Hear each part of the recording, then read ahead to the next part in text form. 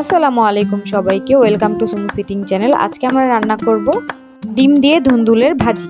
তো প্রথমেই আমরা পেঁয়াজটাকে সুন্দর করে ভেজে নিয়েছি, সাথে কাঁচামরিচও, তারপর কিছুটা লবণ দিয়ে দিয়েছি। পেঁয়াজটাকে খুব ভালো করে বাদামি করে ভাজা হয়েছে, এর মধ্যে দিয়ে দিলাম ডিমটা ভেঙে সুন্দর করে দিয়ে দিলাম। এখন এটাকে ভালো করে নেড়ে চেড়ে ভেজে নিব। এটাকে অনেকক্ষণ ধরে মোটামুটি ভাজবো, একদম ভাজা ভাজা করে ফেলবো। নেড়ে চেড়ে একদম ভালো করে ভেজে নিতে হবে। ভালো করে ভেজে নেওয়ার পরে আমি এটাকে ভালো করে একদম ভাজা হয়ে গেছে। এখন দেখতে পাচ্ছেন এর মধ্যে দিয়ে দেবো কিছুটা হলুদের গুঁড়ো, তারপরে কিছুটা দিয়ে দেবো মরিচের গুঁড়ো। তারপর এটাকে আবার ভালো করে নেড়ে চেড়ে নিব।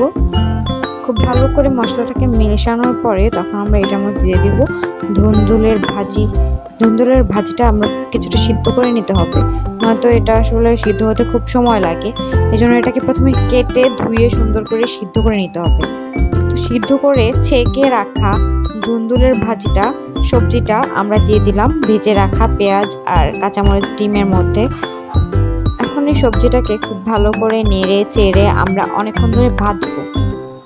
খুব ভালো করে ভাজার পরে যখন এই ভাজিটার পানিটা একদম শুষে নিবে, তখন এটা খেতে খুবই সুস্বাদু লাগবে, খুবই ভালো লাগবে। এটা দিয়ে আপনি প্রায় 1 প্লেট ভাত নিমিশেই খেয়ে ফেলতে পারবেন। আশা করি রেসিপিটা আপনার ভালো লেগেছে, আপনাদের সবার ভালো লেগেছে। দোয়া করবেন এবং like our channel, subscribe our channel. Next রেসিপির জন্য